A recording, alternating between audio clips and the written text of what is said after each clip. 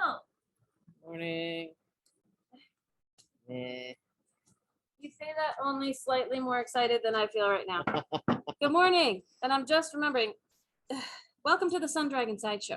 The Adventures of Liz and Rebecca. I'm just realizing we were running around putting the shop back together because we got it ready just in case it leaked this weekend, which it didn't. Yay. Yay! And so I don't have something fancy on. What should I go put on? I'll think about it for a second. Yeah, I don't know. Liz is feeling uninspired because I always put her on the spot.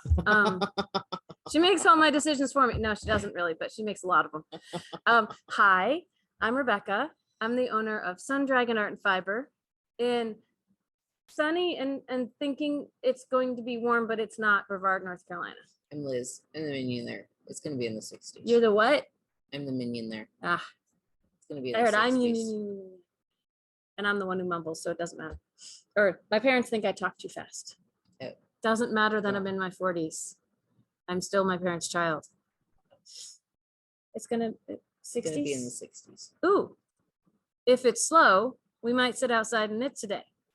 Then again, we might not get any knitting done today. I'm gonna go find. I've been living in my sorrel all weekend, so I'd like to put something else on. And if it's gonna be in the 60s, cold and nasty all weekend. well, it's the only sweater I took home. But yes, that's why I took that sweater home. That and I was wearing it when I left the shop, because that's the thing. That's the thing. So maybe I should put on a lighter sweater. I feel like the Jupiter crop is right in between. It's like short sleeve, but Either the Jupiter crop or your Soldotna. You don't wear your Soldotna. I could try putting that on. We'll see what happens. Could be fun. Dun, dun, If I don't appear in the Soldotna, it's because it doesn't fit anymore. Damn, Liz. So this weekend, I started a new sweater. You did? I did. Oh, yeah, that's right. You started at the shop last I week, started it on Saturday, or I started casting on Friday. right? I think you were working on it on Knit Night on Friday. Yes. Just barely. Just barely. Which And- still counts as the weekend. Yes. And I think Friday night I got done with all the purling. And then Saturday brought it into the shop and I was doing 2 at a time sweaters. So what does that mean? what does that mean? So this one and this one are at exactly the same spots. So I just like do a row, do a row, do a row, do a row, do a row, do a row. Ooh, I think it's this still cute. fits. Yeah, I mean, it's shorter than my t-shirt, but that's but okay. your t-shirt's blue, so it coordinates. Yes, I like the 2 at a time sweater idea. I think I would lose the will to knit, but I might get more done. I don't know. Well, I was at the same spot when I started And doing you went, 2 at "Ooh." a time. And I went, okay, well, I'll just, Let me pull my sleeves down 'Cause so they're matching. I'm not to sleeve separation and torsos and stuff. So This is the layered look. It might not actually be a look like this, but I'm making it one today it works. because this is how I'm comfortable. Yeah, if I like in the summertime, this is 100% cotton. It's really soft. It's really pretty. And I think this is lightweight enough yarn. It's not a small enough object that it's not really stretching, which is really nice Yeah. because the rumors are that cotton is notorious for stretching, but that could be when it's heavy. And when it's got a tight twist on it, it's a lot heavier. Yeah. But yeah, I'll give this a shot today. This was my first ever short sleeve sweater that I made. And the Soldotna by Caitlin Hunter is written, like she did it in a wool. I think it's written for DK. Mhm. And this is a light DK. And Sammy from Amano is just so super soft. It's so lovely. I was like, if I'm making it short sleeve, I'm going to not make it out of wool because that's so warm. And then I went and made the Jupiter crop in a wool, but that's for the in-between times and in-between weathers. So returning to your sweaters. Yes. what yarn, if you mentioned it, I was running did around. not. So what yarn are you using for this really fun looking sweater? This is Noro Ito's, It's- one of our new colors. It's one of our new colors, and I don't it's have my it's kind of more muted but very Yep. rich. Like it doesn't have a lot of flashy colors in it. It's reds and and- yellows and Yeah, and what I there's usually some think of browns Noro, and yeah, pinks and it's subtle. Yeah. But also robust. I feel like I'm talking about a wine. But that's all. I don't know all the other lingo about wines. So, and did you mention what sweater pattern you're using? I'm doing the Il Grande Favorito for both of these. That is one of your go-to favorites, one of my right? go-to favorites. Yeah.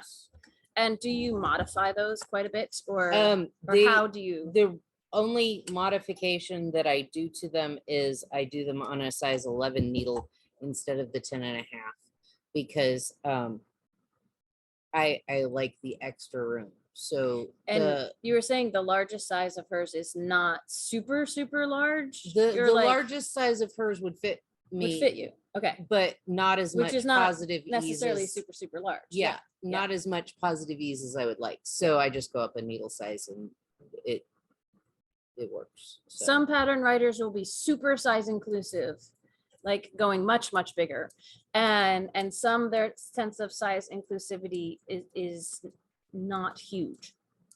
So I saw someone on Knit and Chat recently who was like they lost 100 pounds, so they finally felt comfortable making a sweater because they didn't feel like there were many options when they hadn't lost all that weight and didn't want to put all the work in and not have it when it has to be a bigger size and not have it fit right. So it's an issue that is slowly, I think, being addressed by some pattern writers. I think we've addressed it before, though, that the problem with scaling it up for bigger sizes, you need to find someone who can tech edit or who has a sense of that, because you can't just multiply, say, well, we need a bigger bust size, so let's just make everything X amount bigger. That doesn't work for everybody. And the size inclusivity to make it bigger will only work for certain body types too, because there's so many different body types that making it bigger still might not accommodate for your upper arm girth, or, because everyone who is a different bust size is not necessarily that different arms and size boobs and everywhere else. chest and Yeah, there like, are so for the many. most part, like my girls are the biggest thing on me. I mean, I joke that everything else is catching up, and it's partially true, but my arms are not, and my shoulders and my stomach, it's getting there, but my stomach and everything is not necessarily indicative of my bust size. Like my bust size would indicate a certain size. I've said before, that's my problem with clothes shopping, which, I don't really do anymore. So thank you, Yarn Shop. But and my new sense of, I guess I would call it style. But this measurement here is not going to fit me here if I walk into a clothing store. Like if I buy a cardigan, I might buy a different size than a pullover because it has to accommodate different things, because I don't tend to button up my cardigans. If I'm going to button up my cardigan, I'm just going to buy a pullover, probably, me personally. So I'm going to move my coffee so I can show off this lovely sweater. It's a little pretty. Oh, see, this is why I ask Liz's advice on stuff. And this cord is not happy. Because a lot of the time, she's right. So, not 100% of the time, but who is? I mean, so, or actually, I would say it's not that you're not right. I just don't agree with you. You could still be right. I just don't agree. It's the thing. And sometimes, depending on the pattern, we both decide on something and then it turns out muddy just because of the way the yarns play together. Like, side by side, they look awesome. And then I really have worn this thing in like forever. And that's why I thought it might not fit anymore. I want to say, since I made this, I think I've gone through like getting smaller and then getting a little bigger again.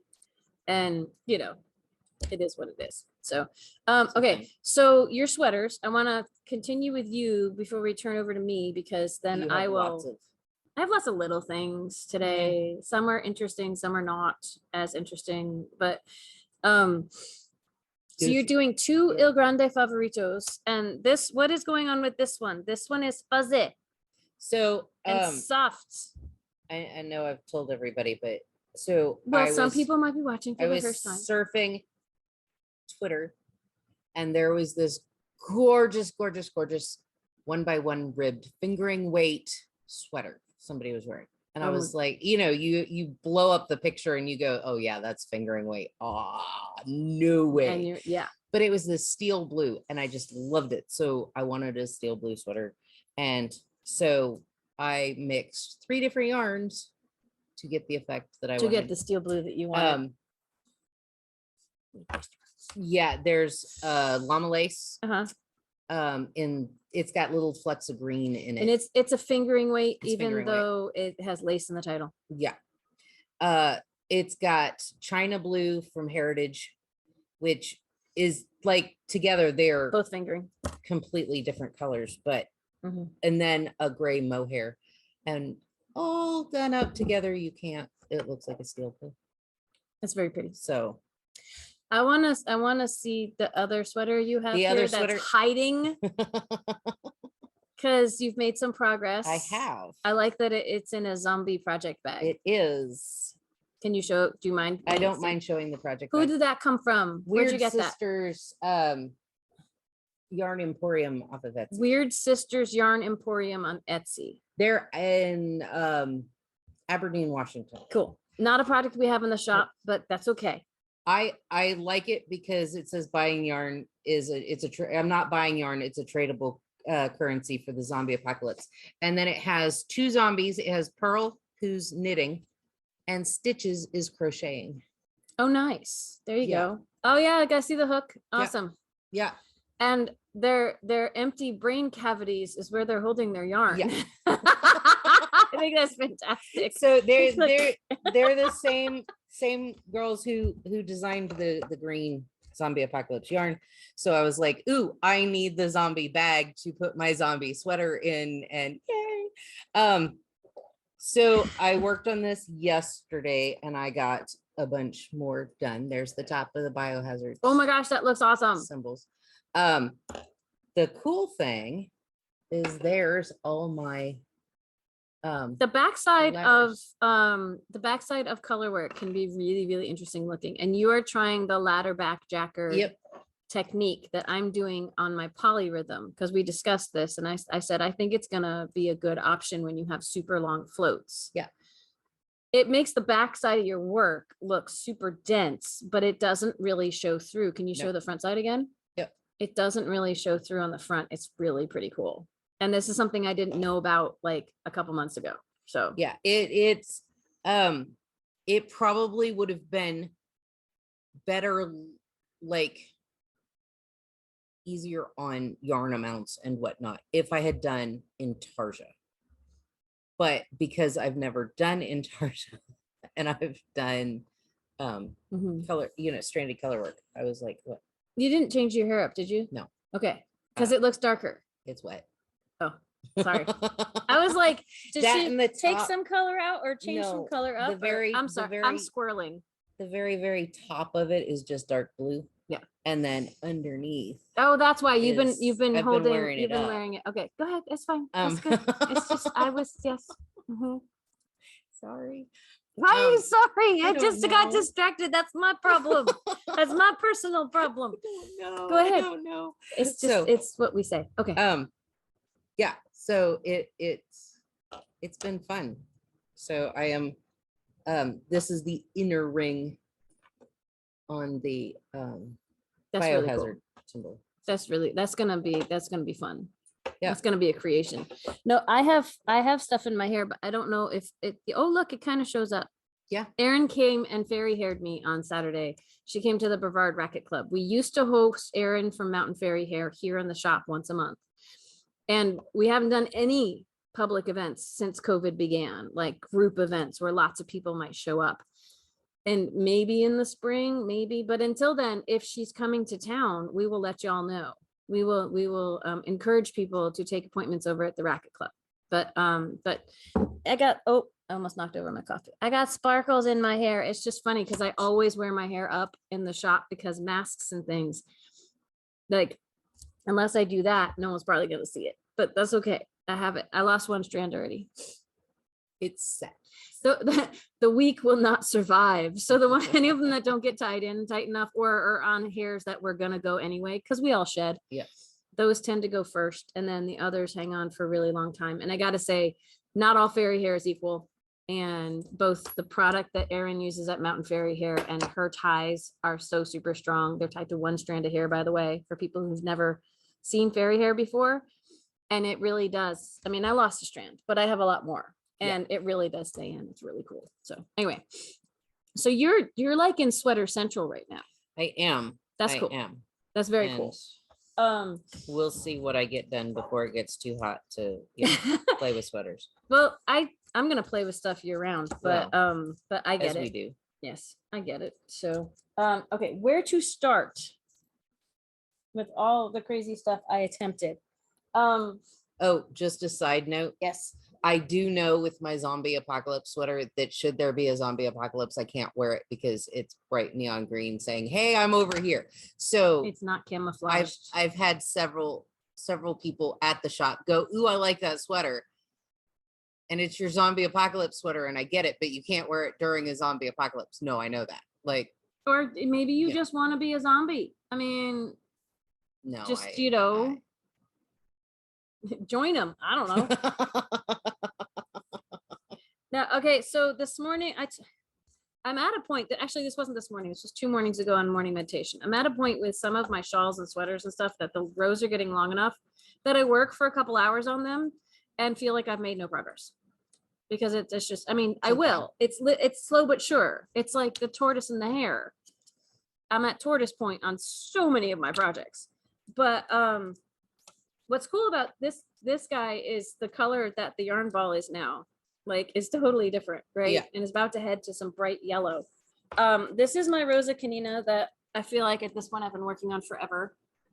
That I am finally in the everything's cables, yay, loveliness up top here. It looks really cool. Isn't that cool? I mean, it's funky. I wouldn't always do a cable in a color changing yarn. It's an experiment, but I am enjoying it. Just the rows are getting longer, so it's hard to make noticeable progress, but this is what I have left. And I forget with her instructions, this is Lisa Hahn.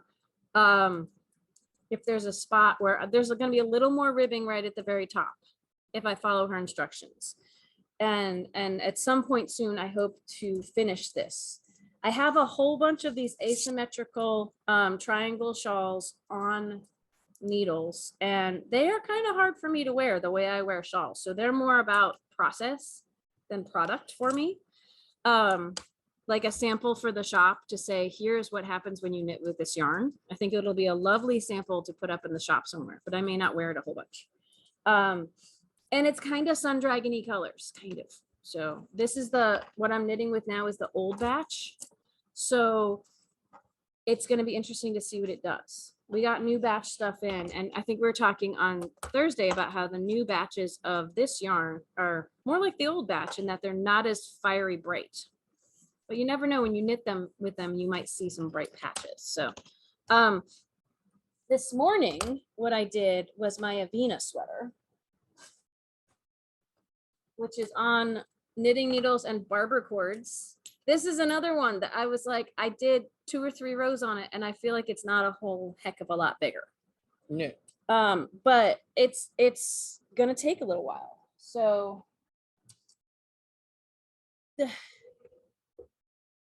I'm getting there. I actually had trouble remembering what row I was on last night because I'm in a section where a lot of the rows, look at that, that's so pretty. I'll pull it down like that. It wants to curl up, and it's a problem for photos too. All the rows kind of, well, here's the problem. You see what happened was my beginning of round marker fell off. I think I was right near the beginning of round marker, and this is floating around the coffee table. And when that popped off, I wasn't sure where my stitches were. I think a stitch or 2 popped off as well. And this pattern is shifting, but it's a similar repeat right now of all these long leafy viney parts. They just shift over. So if I hadn't lost my stitch marker, I would know exactly where I was. But since it's not blocked and it's a little, I had to guesstimate like how many rows I'd done and try to count. But with the increases, it's kind of hard to count. I think I'm on row 35 right now. And worst case scenario, I have an extra batch of these thick vines. I have like one extra set. I think I'll survive. What are you gonna and say? if you don't survive, you'll frog it back and I think I'll just have a lower armpit separation or something. If I may or may not even notice or care. I feel like a football player right now with the pads on. 1980s wants their shoulder pads back. Ugh, no, that was a whole nother debacle. But yes, it's true. That would be just little puffs right here, but that's kind of what this creates. I know. Oh, I cut all mine out. Oh, yeah. I liked 'cause when I could buy shirts that only had the two little ones, the two little attachments. If the whole thing was sewn in, I was just like, if I knew that before buying it, I wouldn't buy it. yeah. All right, let's see. The other two things I have to show are new, It's not a thing. which is not necessarily me going down the rabbit hole of, ooh, I saw something new here. It would be fun to keep this on, but I think it's gonna get caught on something. It's not so much I saw a new pattern on see if I can that I saw a new pattern and went, ooh, I have to make that. It was the Princess Bride knit along started, and I finally started it. Actually got the first clue done on Sunday, and the new clue I think came out today. So I'm staying on course. I didn't think I was going to stay on course. I didn't think I was going to get the first clue done on time. So I was like, yay! Deadline knitting and me are not good travel companions. So since I'm talking about it, let me pull that out. And just to remind everyone, I picked the fiber spates. So color 1, color 2, that's Buttercup. And I'm watching Psych right now, and that's coming to mind for 2 reasons, because Carrie Elwes played a character on Psych, Pierre Despereaux. He's on something I'm in the middle of watching right now. And you were doing 1 by 1 ribbing. I just came across an old episode of Psych where they were doing a tribute to Clue, the movie. And 1 by 1 by 1 by 1 by 2 by 1. Yeah, love that movie. Anyway, I think it was right after Madeline Kahn had died. So it was like a tribute to her, and they had half the actors. This is a total squirrel moment for me, but they had half the actors from the original movie in it. Tim Curry was not in it though. That was interesting, but it was most of the characters who played like the color characters, like Colonel Mustard and all those. They were all characters in this show. It was great. Color 3, my Verity Grief for the Fire Swamp, and color 4 is Wesley's eyes. So eyes like the sea after a storm. So this is a spoiler if you're doing it, although at this point, like, hopefully you've seen the spoilers and, you know, whatever. But here is this is step 1. How cool is this? It's all funky construction and stuff. It looks really, really cool. It's like, okay, that's the whole curling thing. It's really hard to show you the whole thing because it's on the needles and wants to curl. I thought that this section up top was going to be a repeat of this, but it's different. Yeah. It's just mosaic. She's calling these the Cliffs of Insanity. And this is the Tangled Web. And some of this is Fire Swamp. There's little dip stitches in various parts. It's really fun. If you go and look, like, I'm following the As You Wish MKAL for Mystery Knit Along. I'm following that hashtag on Instagram, and you get to see everybody's fun colors and stuff. It's really, really cool. I like the mosaic work on the gray or the bluey. Yeah. Yeah, that's slipping with yarn in front for a few stitches on one row, and then a few rows later, you're actually dipping under that to yank it up. And it looks like little cathedral windows or something. It's really pretty cool. And I really am liking my color combination for it. Yes. Because she said to make sure that 3 and 4 had contrast and 1 and 2 had contrast. And there you see it, right? What adventures await? I usually don't do mystery knit-alongs because I don't know. I don't have time and energy, and I'm trying to do things for the shop as examples. And if we don't know what it's going to look like, it's like, But she got me with the Princess Bride thing. I don't do mystery knit-alongs because I want the spoilers, and occasionally they have spoilers. This like is before you sign up. Yeah, this is interesting because as she releases the clue, she releases a side-by-side spoiler sheet if you want to see what you're making for that clue. So she's kind of like, you know, she's giving you that option, but she's not totally spoiling it. I want spoilers before I go into it. The last thing I'm doing is actually, I've had this yarn sitting in my house for like 2 years. It's Cascade 220 Superwash. My cousin got married last year, and he was supposed to get married 2 years ago. And I've been trying to, I had this thought of like marling and changing colors and won't it be cool looking to make a blanket. And I picked out a Pearl Soho pattern and it has totally stalled out. So when I helped a customer find a pattern for, it just happened to be also as like a wedding present. It wasn't because I picked this out for her for a wedding present that I went, ooh, let me do it as a wedding present too. No. I helped her pick out this pattern by 5410 Studio. And I just like the bold print of it. It's like 5410 Studio is really good at taking knits and purls and combining them in ways that you have a graphic print kind of with textural stitches, but they're all really simple stitches. And we found this pattern for her, and because it's kind of got almost a modern look to it in that it's not like square, it's got some diagonal lines in it and things. And at first I was thinking this is going to be an awesome thing to make for my niece and nephew, or at least my nephew.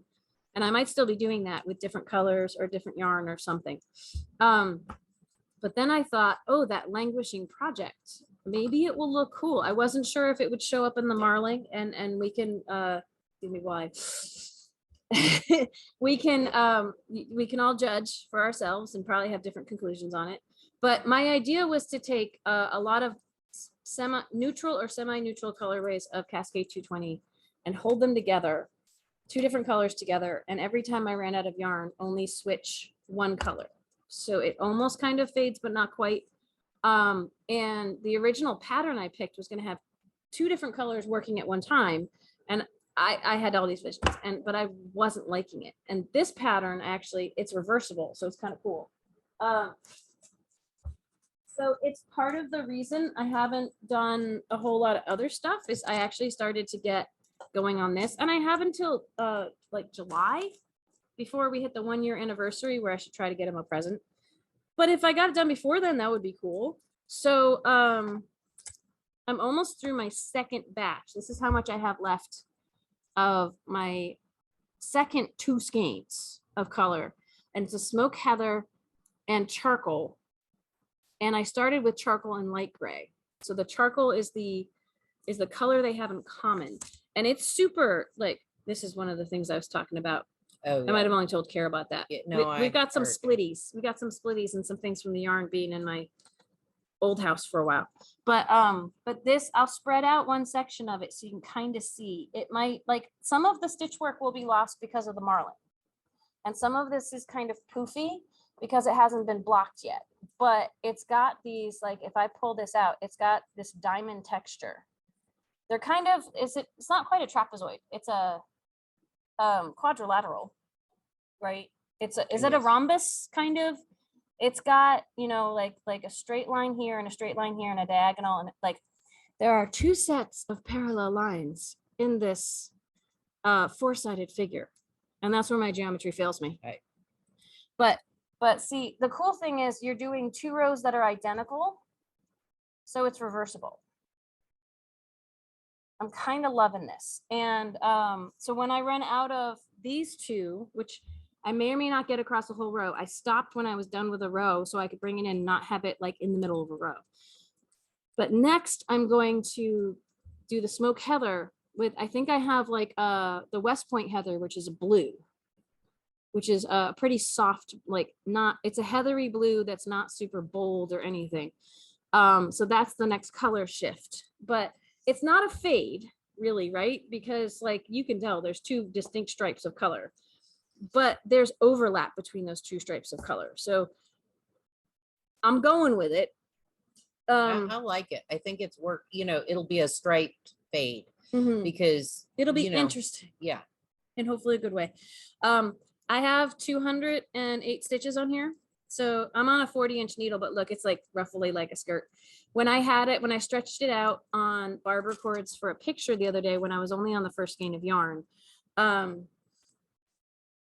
it's going to be at least 60 inches wide. I think with blocking and settling, I'm hoping it'll be closer to 70. So and we got to see, I have a whole bunch of yarn at home, but I didn't know how big it was going to come out. When people come in and ask, how much yarn do I need for a blanket? That is like my Achilles heel, because I just don't know. Like, I have so many skeins of yarn at home, and 2 skeins of this, 220 yards, but it's 440, but they're held together. 220 yards of a bulky yarn, which is essentially what these 2 DKs held together add up to, is getting me about, let's see, 5 inches of height. So all this yarn, each set of 2 skeins is only getting me 5 inches. So this is going to be about, I'm still going to be just shy of a foot. So it really depends on how many inches tall. If it's 70 inches wide, be nice to get to being that tall. So I have a certain fade in mind that I've added one of our new kind of tanny taupey colors to prolong it. And when I run out of yarns, I'm going to see how tall it is. It's probably not going to be tall enough. I have a few extra random color. I might randomly. So this is going to be weird because it's going to be all planned out. And then at the end, it's just going to be random of what 2 colors I hold together, which means it could look like it is planned and then random, or it could look like it starts random and goes planned. I don't know. And I hope they appreciate it. But if they don't, I have to be okay with that. So I was telling people on Knit Night, I did something super funky for his brother when his brother was married. So they're both getting funky things that I've made, very different styles and types, and they may never use them, but that's okay. They do live up north. Yes. And if there's he lives in New York City, so yeah. Well, it's still more north than us. It's true. But if there's ever a power outage and it's cold, even if they don't like the colors of the blanket, they can burrito up. Yes, they can that, pull it out of the drawer yeah. They have carefully, or maybe not so carefully, tucked it away in, or the box they put it in, and use it. Yes. Anyway, so we have to go because the shop should open. Once again, I had trouble getting up this morning and getting my butt in here, partially due to all the social media posts I do in the morning, but partially due to I just didn't want to get out of bed this morning. It happens. It was morning. That's a valid excuse. I'm usually a half decent morning person. I almost said something else. I'm sorry, family friendly people. I, on the other hand, shocked my mother when I told her I slept until 11 yesterday. She was like, that's half the day. And I was like, yes, and that's the point of a day off. Long. That's the point of a day off, though. So yeah. I'm fine with that. Anyway, so we have Knit Night tonight, 7 to 9 p.m. Join us on Zoom. You can get in and join us with the shop phone number, 828-877-3550. Yes. Tomorrow we will try to do a real VSC where we didn't do one last week. We just kept the same products on sale for 2 weeks because we had a minor crisis here, which just a minor crisis, which luckily didn't get out of hand. And I have to figure out what the aftermath is going to be. We don't know yet. So hopefully we'll be advertising new things tomorrow. We have thoughts and plans from last week, which we might still do. So, and then Thursday is Dear Becky and Lizzie. So if you have, we have one question, right? We can always expound upon whatever we choose to talk about. But if you would like to focus our conversation for Thursday, you can email Liz at sundragonartandfiber.com. I don't want to say your name because that throws off like what there. Yeah. The thing. Don't email me. The breakdown should go things that have to do with shop business, like colors and picking things out, probably should come to me because they might get lost with her. But vice versa. Don't send Dear Becky and Lizzie to me because I'll lose track of them. They should go to Liz. That makes sense. We'll do our best if it tend to if you're looking for colors or if you're looking for an answer, I don't that tend day to look at my phone. I look a little more during the day than she does, but sometimes I miss stuff too. But right, both of us, if you're not sure. But if you wanted to get it on air, it should go to Liz.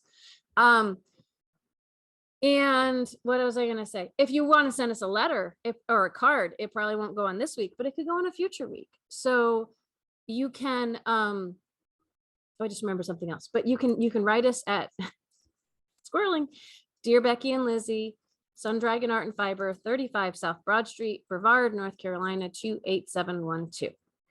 And I just remembered I announced a sale yesterday that is still going on today. And so if I can get this video up relatively quickly, which is a question, we're having a Mardi Gras sale. And yes, we started it on Monday because Tuesdays are Monday. So why not flip flop things, right? So 25% off at the shop or in the online store with the code Mardi Gras. No spaces, just spell it out. 25% off. Quite a few people are already taking advantage of it. It ends tonight. So again, I'll try to get this video up as fast as I can. And by tonight, I mean March 1st. Can't believe it's March.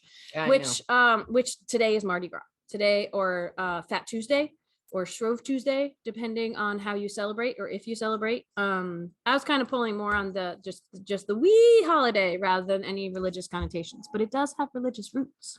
So I'm a religious studies major. I won't bore you all with that, but if you ever want to chat about like the scholarly side of things, I got way too much parked up here.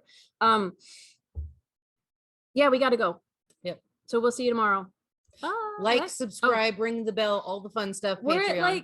at like currently we could go down from this. It's like wibble wobble 734, which is like less than 70 people to a sale, people, because you know we'll have a sale when we hit 800. So yes, please subscribe if you haven't already. At least consider that. It is no obligation and no cost. You could actually save money if enough people subscribe in our online shop. If you'd like to support us monetarily, that's fantastic. Buy some yarn from us and knickknacks and doodads, or go to Patreon and sign up for a monthly pledge there. So we love you all. Stay safe. Bye.